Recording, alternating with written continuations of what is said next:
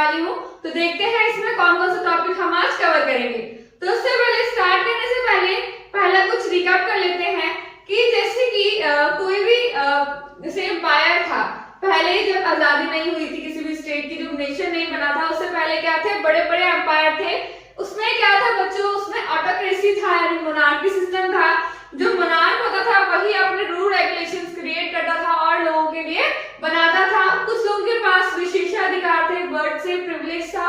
And then कुछ जो लोग थे बच्चों जिनमें लिबरल की भावना आई, जिसमें आजादी की भावना आई, जो जिस टाइम पे फ्रेंच रेवोल्यूशन हुआ उस टाइम पे 1789 के बाद जो है बहुत सारे आइडियाज जो है नेशंस के क्या हुए, स्प्रेड हुए, जिसके कारण अलग अलग जो लोग हैं उन्होंने अलग अलग सीक्रेट सोसाइटीज बनाने लगे, जिसके कारण क्या है वो रेवोल्यूशनरीज कहलाने लगे।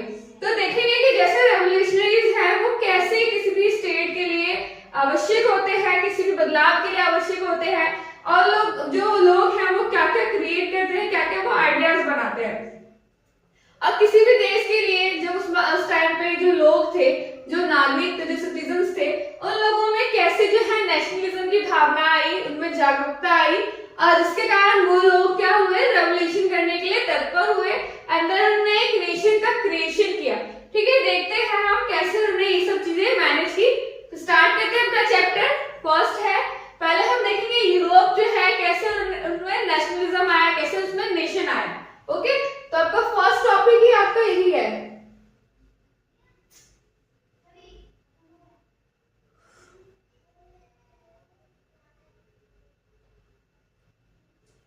The making of nationalism in Europe. First of all, making of nationalism के लिए होना क्या आवश्यक है, नेशनलिज्म की भावना होना आवश्यक है। उससे पहले क्या थी, कोई नेशनलिज्म नहीं था, कोई नेशन स्टेट नहीं था। उस टाइम पे क्या था, केवल बिग एंड स्मॉल क्या थे, एम्पायर थे। ओके, यानी कि मोनार्की का सिस्टम था। तो देखते हैं what we have know today. जैसे हम आज जानते हैं Germany, Italy and Switzerland were divided into kingdom, duchess and captain whose ruler has their autonomous territories. उस टाइम पे कोई कंट्री नहीं थी, जिसे हम जानते हैं आजकल जो देश है ये सब। उस टाइम पर क्या थे, उस टाइम पर वो लोग किस चीज में डिवाइडेड थे, किंगडम में, डचेस में एंड कैप्टन में, जिसमें क्या थे, मोनार्की क्या करते थे, रूल करते थे, अपने एक्सपेंशन करते थे अपने टेरिटरीज का।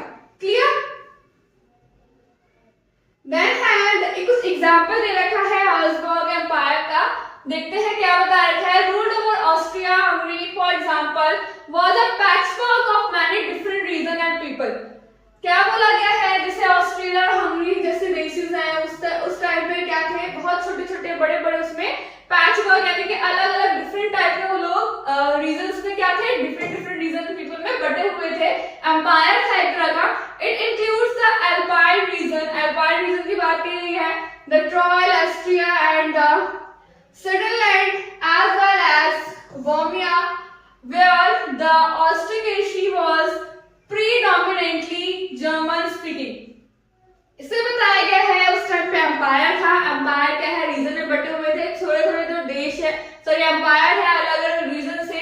वहां पे ऑटोक्रेसी थी, एरिस्टोक्रेसी थी। देन देखते हैं वहां पे कौन से स्पोकन थे, जर्मनी स्पीकिंग लैंग्वेज जो लोग रहते थे। It also include the Italian speaking. इस टाइम पे जो ये हाब्सबर्ग एम्पायर है उस वहां पर इटालियन स्पीकिंग के लोग रहते थे। Provision of Lombardy and वेटनिया।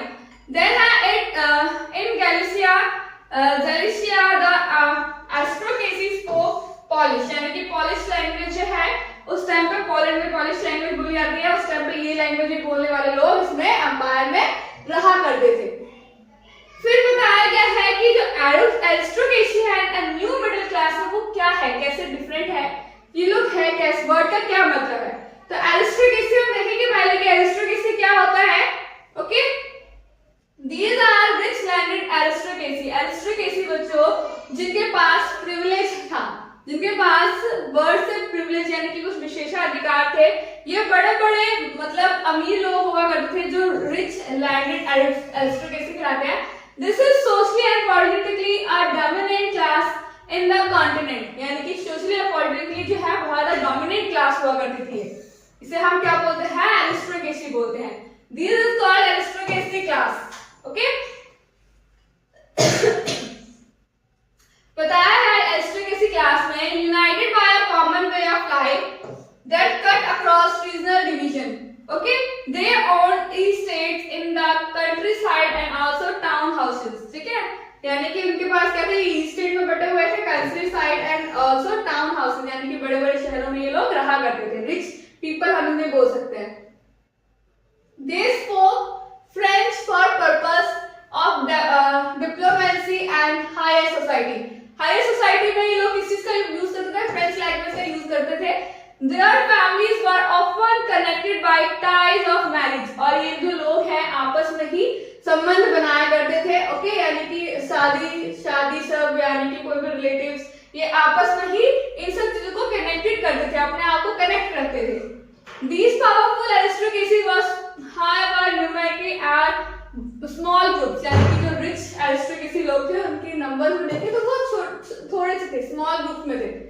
The majority of people, लेकिन हमारी मेजॉरिटी किसकी थी, सबसे ज्यादा लोग कौन थे, तो majority of the population was made up of the peasantry, यानी कि जो स्मॉल पीसेंट्स हुआ करते उनकी जो मेजॉरिटी है वो सबसे ज्यादा हुआ करती थी. To the west the bulk of land was farmed by the tenants and small owners. Okay, while in Europe or Central Europe the pattern of land holding was characterized by vast estates which were cultivated by the serfs. Serfs यानी कि जो छोटे छोटे किसान हुआ करते थे, जो दूसरी खेती पे क्या करते थे, अपने फसल उगाया करते थे, जिनके बदले उन्हें कर भी देना पड़ता था, टैक्स भी देना पड़ता था. क्लियर? फिर बताया है न्यू मिडिल क्लास कौन थी. एरिस्टोक्रेसी पे चल गया. It is a rich landed people जो क्या थी, सोशली एंड पॉलिटिकली क्या थे, डोमिनेंट क्लास हुआ करती थी.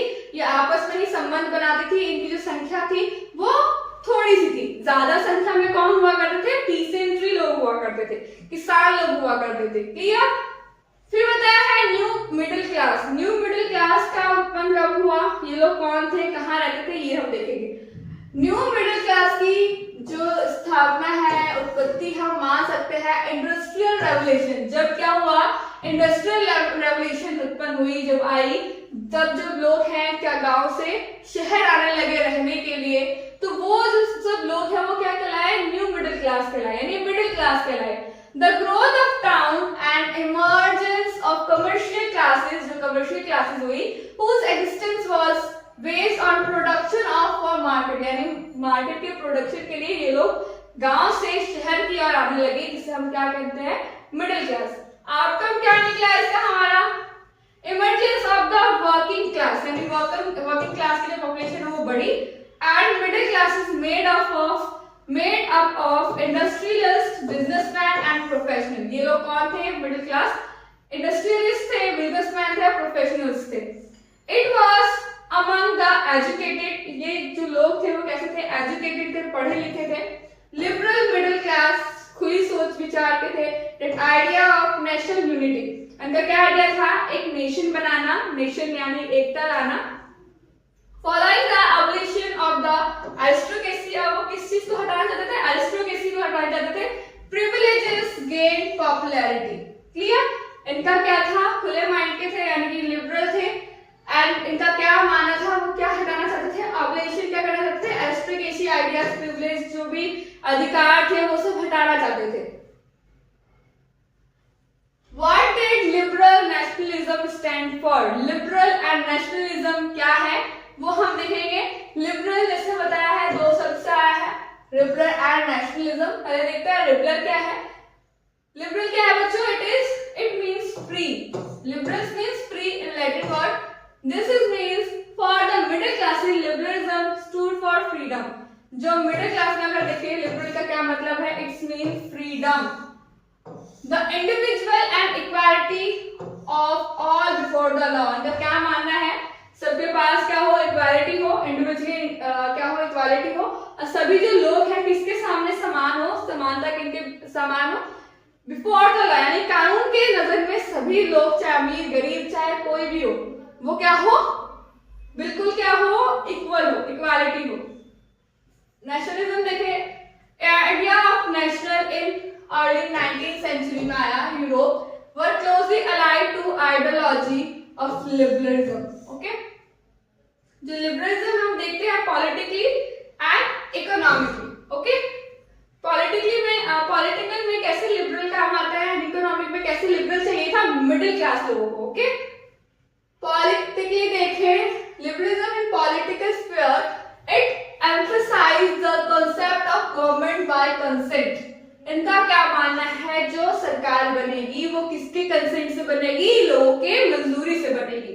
इनका ये मानना था, यानी कि पॉलिटिकल में कैसे उनको लिबरलिज्म चाहिए था, गवर्नमेंट मेड बाय कंसेंट, यानी कि लोगों की सहमति से क्या बने, गवर्नमेंट बने, सरकार बने, उनके लिए कार्य करे। क्योंकि लोग जहां रहते हैं, जिस देश में रहते हैं, वहां के लोग ही क्या करती है, गवर्नमेंट चुनती है, तभी तो जो गवर्नमेंट है उन लोगों के लिए कार्य करती है।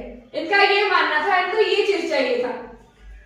Since the French Revolution, liberalism has stood for an autocracy and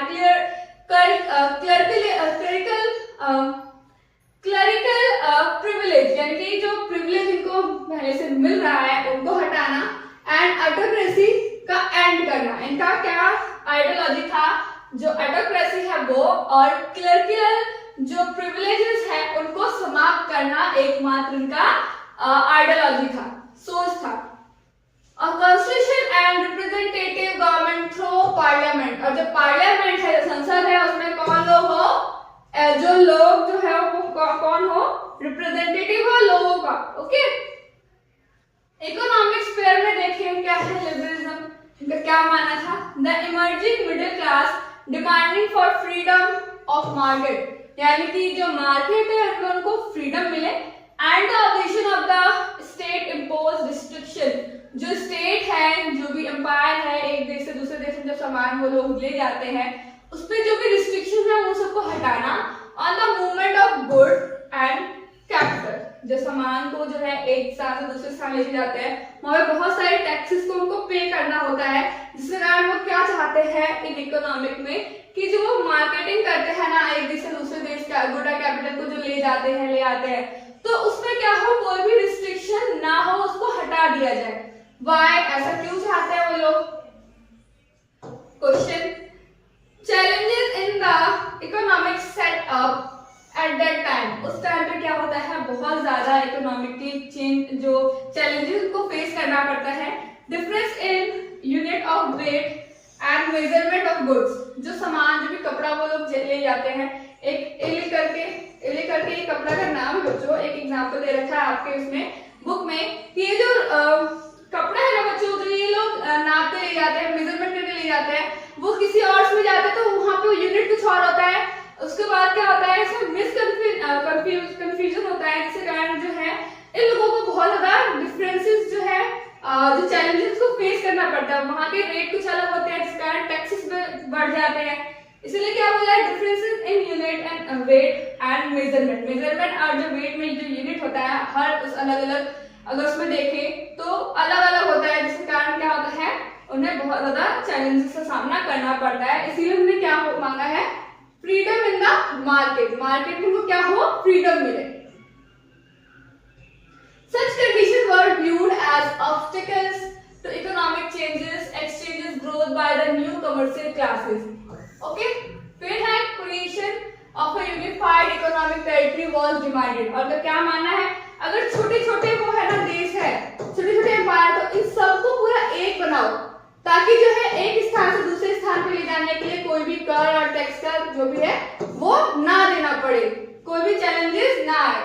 example है इन 1834 द कस्टम्स यूनियन और जोलावरिन एक आपका जगह का नाम है, जो कि एग्जाम्पल दिया है, was formed at the initiative of Prussia and joined by most of the German states. इसके कारण क्या हुआ, बहुत सारे स्टेट को उन्होंने एकजुट किया, ताकि जो है इकोनॉमिकली कोई भी का चैलेंज का सामना ना करना पड़े। ये एम्पायर की वजह से बच्चों बहुत सारी चीजें जो है देखनी पड़ती थी। अगर एक स्टेट से दूसरी स्टेट में जाना हो रहा है, चाहे एक एम्पायर से दूसरी एम्पायर में जाना हो रहा है, तो क्या हो रहा है, अलग अलग जो है अलग अलग जगह पे अलग अलग टैक्सेस को उनको पे करना पड़ता था, जिससे कि कपड़ों को पहुंचाना और लाना यानी एक्सचेंज करना इकोनॉमिकली बहुत ही ज्यादा चैलेंजिंग हुआ करता था उस टाइम। इसीलिए जो है जो इकोनॉमिक में अगर उसमें देखें तो लिबरलिज्म जो है उन्होंने ये सब की मांग की थी। द यूनियन अब्लाइज्ड ट्रैफिक बैरियर, उन्होंने क्या किया, ट्रैफिक जो बैरियर है उसको हटाओ, अब्लाइज करो and reduce the number of the currencies. और जो क्या किया उन्होंने, करेंसीज के जो नंबर्स थे उसको भी कम कर दिया, ओवर 30 to 2, ओके 30 से क्या कर दिया, 2 कर दिया। The creation of a network of railway, और ने क्या किया, रेलवे का क्रिएशन किया ताकि जो भी सामान है वो एक जगह से दूसरी जगह इजीली और तेज उस पर जा सके, पहुंचाया जा सके। Stabilised mobility, harnessing national unification, ताकि एक नेशन का क्या हो सके, बनाया जा सके, यूनिफाइड किया जा सके। A wave of economic nationalism strengthens the wider nationalist sentiment growing at that time। उस टाइम पे क्या हुआ, इकोनॉमिकली देखा जाए तो बढ़ावा हुआ और नेशनलिज्म में क्या आया, ज्यादा से ज्यादा ग्रोइंग हुआ उस टाइम पे, ओके। फिर है अ न्यू कंजर्वेटिज्म आफ्टर 1850। अभी क्या चला था, 1789 से हमने क्या देखा, 1850 तक जो भी बदलाव आए, यानी नेशनलिज्म आया, इकोनॉमिक्स में देखा लिबरल आए, ठीक है। जो ये चीज रेवोल्यूशन हुआ था उसके बाद ये थोड़ी थोड़ी चेंजेस आए, जो नेपोलियन भी लेकर आया, जिसके बाद क्या है 1815 के बाद जो है फिर जो भी रेवोल्यूशन हुआ नेपोलियन का हटाया गया, जिसके कारण जो है एक नई सोच वाले लोगों का, यानी एक नई आइडियोलॉजी आई, इसे हम क्या बोलते हैं, कंजर्वेटिज्म बोलते हैं। वो देखेंगे कि जो नई सोच के जो लोग आए उनका क्या मानना था, इनकी क्या आइडियोलॉजी थी, उनका क्या कहना था और वो चीज क्या लाना चाहते थे। तो हम इसमें देखेंगे इस टॉपिक में। तो डिफीट ऑफ नेपोलियन 1850, यानी कि 1815 में जब नेपोलियन की हार हो गई, उसके बाद एक नई आइडियोलॉजी के लोग पनपे, जिन्हें क्या हुआ, कहते थे कंजर्वेटिज्म कहते थे, ठीक है। जो कंजर्वेटिज्म है वो 2 शब्द से बना है, कंसेप्ट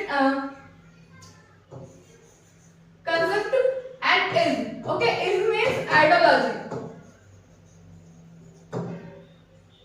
इसका क्या मानना है, कंजर्वेटिव्स बिलीव, इनका क्या मानना था, दैट एस्टैब्लिश ट्रेडिशनल इंस्टीट्यूशन, इनका क्या मानना है, जो पहले से चली आ रही प्रथाएं हैं उनको दोबारा लागू करो on state and society like monarchy. जो मोनार्की सिस्टम हटा दिया था नेपोलियन ने, नेपोलियन के हटाने के बाद इनका क्या मानना था, जो नई सोच के लोग आए, कंजर्वेटिज्म आए, उनका मानना था कि जो स्टेट है वहां पे क्या होना चाहिए, मोनार्की का शासन होना अनिवार्य है, ट्रेडिशनल जो है ट्रेडिशनल इंस्टीट्यूशन को लाना आवश्यक है। द चर्च, जैसे चर्च था, social hierarchies, property and family should be preserve, यानी कि पहले की जो चीजें हैं, जो चीज हटाई गई है, उन चीजों को रीस्टोर करना। पावर किसके हाथ में हो, मोनार्की एंड चर्च के हाथ में हो। जो प्रिविलेज था वो भी दिया जाए, यानी कि पहले की जो चीजें हैं वो दोबारा लेकर आओ। लेकिन उस टाइम तक जो है 1815 से पहले 1789 और 1815 के बीच का जो टाइम है उसमें बहुत सारी चीजें बदलाव आ गई। नेपोलियन क्या है बच्चों, नेपोलियन क्यों इतना मतलब लोगों में इतना फेमस हुआ, क्योंकि उसने लोगों के लिए कार्य किया। अब लोगों का क्या मानना था कि जो लिबरल लोग थे उनका क्या मानना था कि जो चेंजेस हमने ले आए हैं उन सब चीजों को, चलो मोनार्की अच्छा है तो चलो मोनार्की सिस्टम को ले आओ, लेकिन जो बदलाव हमारे लिए अच्छे हैं, जो चीजें हमारे लिए की गई हैं, उन सब चीजों को चेंज ना किया जाए, ठीक है। आगे देखते हैं कैसे क्या हुआ। Were conservatives against the change? क्या कंजर्वेटिव जो थे वो क्या चेंज के अगेंस्ट थे, जो बदलाव आए थे उनके अगेंस्ट थे, वो फिर से दोबारा से क्या अपनी चीजें दोबारा से वो ट्रेडिशनल जो मोनार्की सिस्टम है, जो चर्च सिस्टम है दोबारा से लाना चाहते थे। तो बताना है हमको, यस वो लाना तो चाहते थे, लेकिन पूरी तरह बदलाव को वो डिनाई नहीं कर सकते, लोगों के अगेंस्ट वो नहीं जा सकते, ओके। तो बोला है most conservatives did not purpose a return to the society of pre revolutionary days. कुछ जो लोग थे उनका पर्पस ये नहीं था कि जो पहले के जो रेवोल्यूशनरी डेज थे, यानी युद्ध से पहले के जो समय थे, वो पूरी तरह नहीं अडॉप्ट कर सकते, नहीं पूरी तरह लाना था। वो क्या करते थे, चेंजेस लोगों के लिए अच्छी हैं, जो लोगों के लिए बेहतर किए, वो रहने देना चाहते थे, और जो चीजें नहीं है जैसे मोनार्की को वो वापस लाना चाहते थे। Clear? Modernisation could in fact strengthen traditional institution like monarchy। वो क्या केवल आए थे, मोनार्की लेना चाहते थे, यानी कि मोनार्की की जो ताकत है वो वापस लाना चाहते थे वो, लेकिन करेंगे कैसे, हाउ। तो अब मॉडर्न आर्मी एंड एफिशिएंट, जो मॉडर्न आर्मी थी जो एफिशिएंटली काम करती, बुरास्ट्रेसी और dynamic economic, the abolition of federalism, जो फेडरलिज्म था, सर्फडम था, could strengthen the autocratic monarchies in of Europe। यानी कि ये सारी चीजों को वो वापस लेकर आ रहे थे। Clear. Defeat of Napoleon 1815, defeat हुआ नेपोलियन का 1815 में। इसके बाद क्या है, स्प्रेड ऑफ कंजर्वेशन, कंजर्वेशन का जो आइडियोलॉजी है वो बहुत ज्यादा पनपी। इसके बाद उन्होंने क्या किया, ट्रीटी ऑफ वियना किया, ठीक है।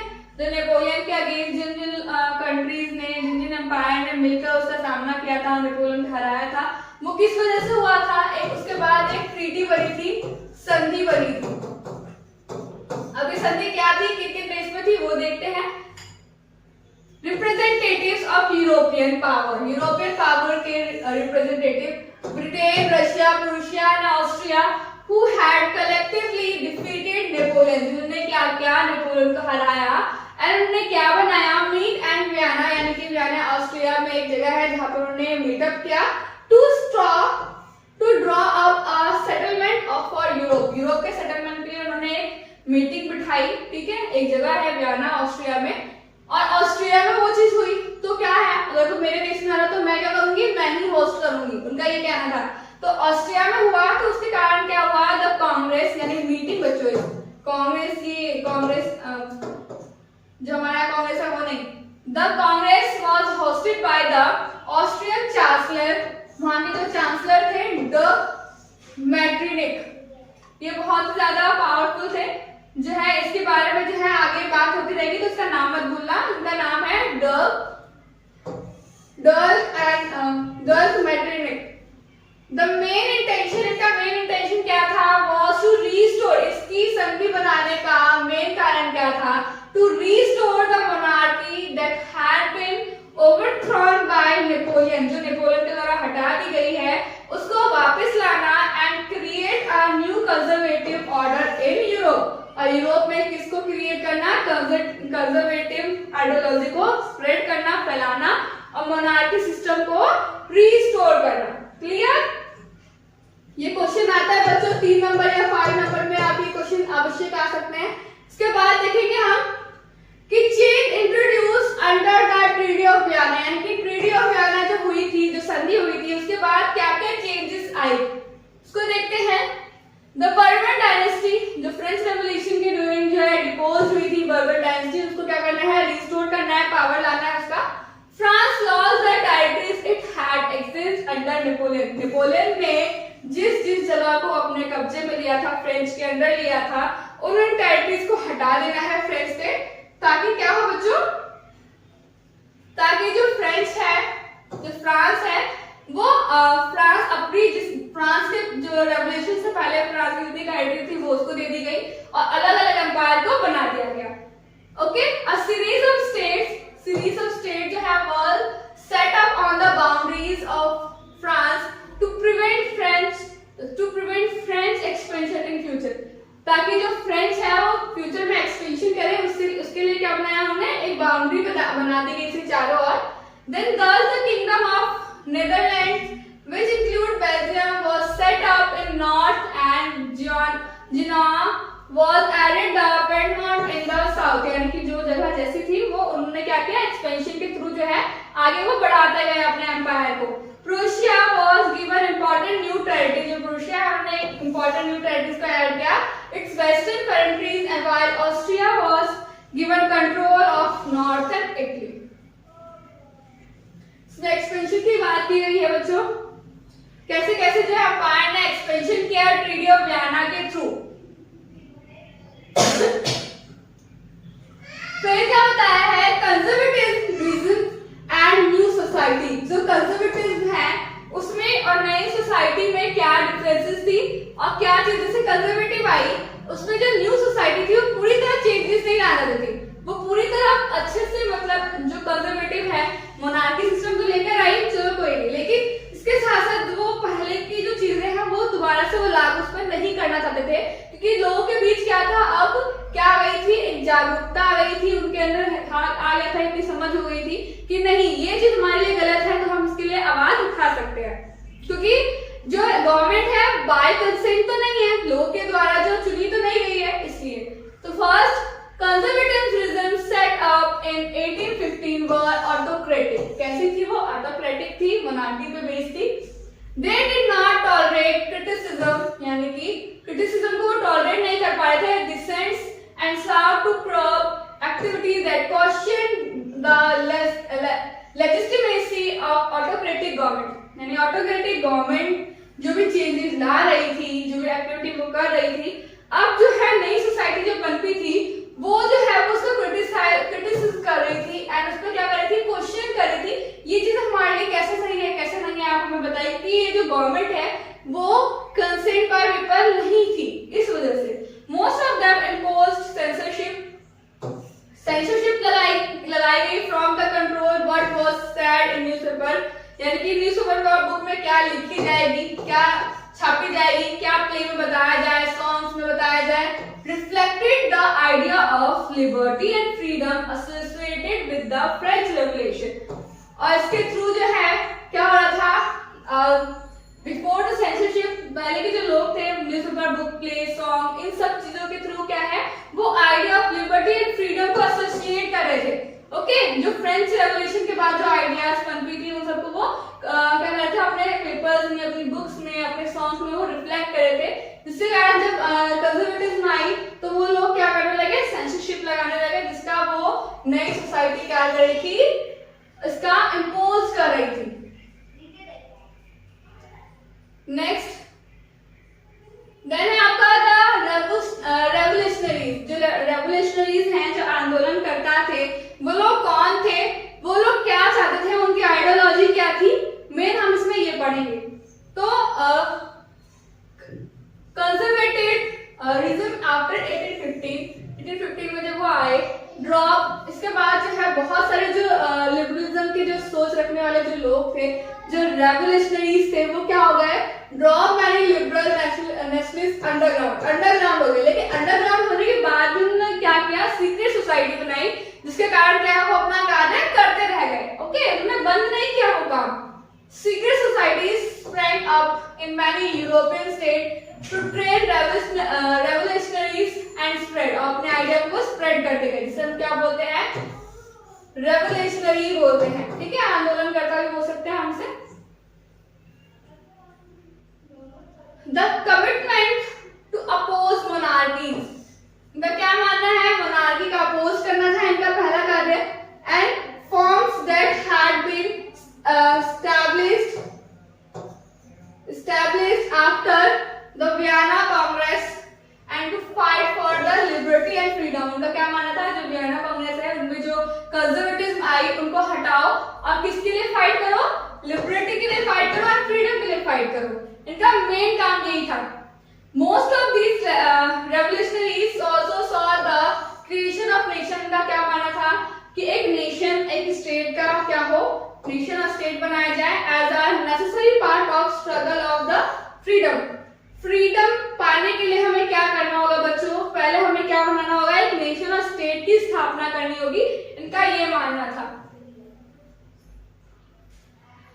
गिउस्पी मैज़नी एक तरह के क्या थे, रेवोल्यूशनरी थे, यानी कि आंदोलनकर्ता थे, जिन्होंने एक अहम भूमिका निभाई स्टेट और नेशन बनाने के लिए। देखो बच्चों, इन्होंने क्या किया, इनका जन्म का एक तरह के इटालियन रेवोल्यूशनरी थे, जिनका जन्म हुआ जिनोआ में 1807 में। इनके ऊपर भी एक क्वेश्चन आ सकता है बच्चों, इसको अच्छे से करके रहना। The become a member of secret, फिर उसके बाद वो क्या बने, सीक्रेट सोसाइटी ऑफ कार्बोनरी के मेंबर बने। फिर as a young man of 24 की एज में उन्होंने एक क्या किया, अपना रेवोल्यूशनरी काम किया 24 की एज में, जिसके कारण वो सफल तो नहीं हो पाए, जिसके कारण एक्साइल दिया गया, यानी कि देश निकाला दिया गया 1831 में for attempting as revolution is Liguria. ठीक है, लिगुरिया में उन्होंने क्या किया, रेवोल्यूशन करने का काम किया, लेकिन उसमें क्या हुआ, वो फेल हो गए, जिसके कारण वहां का जो भी अंपायर के जो भी मोनार्की थे उन्होंने एक्साइल किया उन्होंने 1831 में, जिसके कारण क्या हो गया, वो अंडरग्राउंड हो गए।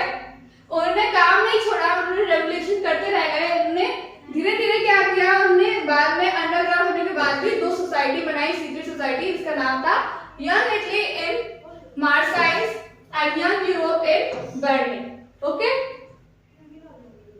देन जो गिउस्पे मैज़ेरी थे बच्चों, जो रेवोल्यूशनरी थे, उनका क्या मानना था, उनका क्या आइडिया था, वो है ही बिलीव, उनका मानना था that God has indeed nation, ईश्वर के द्वारा ही एक नेशन का निर्माण किया गया है, to be the natural unit of mankind, किनके द्वारा, लोगों के द्वारा, यानी मैनकाइंड के थ्रू जो है एक क्या बनाया गया है, नेशन बनाया गया है ईश्वर के द्वारा, नेचुरल, किसी के अंडर नहीं, खुद से बनाया गया है। Okay, Italy could not continue to be patchwork of small state and kingdom, इनका मानना था कि जो इटली है वो क्या होना चाहिए, उसका यूनिफाई होना आवश्यक है, उसका एक नेशन होना आवश्यक है, वो अब ज्यादा दिन तक क्या करे, किंगडम में ना रहे, छोटे छोटे स्टेट्स में ना रहे, वो एक पूरा क्या बन जाए, एक यूनिफाइड इटली बन जाए। Okay, it had to be forget into a single unified republic within a wider alliance of a nation. This unification alone could be the basis of the Italian liberty, यानी कि Italian liberty के लिए क्या चाहिए, unification चाहिए, जो कि क्या करे, एक यूनिफिकेशन ही क्या कर सकता है बच्चों, एक लिबर्टी को ला सकता है, उनका ये मानना था गिउस्पे मैज़ेरी का। Okay, it is he was a Italian revolutionary, जो कहते हैं उन्होंने छुपकर यानी कि सीक्रेट सोसाइटी बनाकर जो है रेवोल्यूशन कार्य को आगे बढ़ाते चले गए। उसके बाद जो है इस तरह से धीरे धीरे लोगों के बीच क्या हुई, जागरूकता आई और एक नेशन का निर्माण उन्होंने स्टार्ट कर दिया करना। क्लियर? इसी के साथ जो है हमारा आज का टॉपिक कंप्लीट होता है, तो बने रहिए हमारे साथ आगे के लेक्चर्स के लिए। Thank you so much.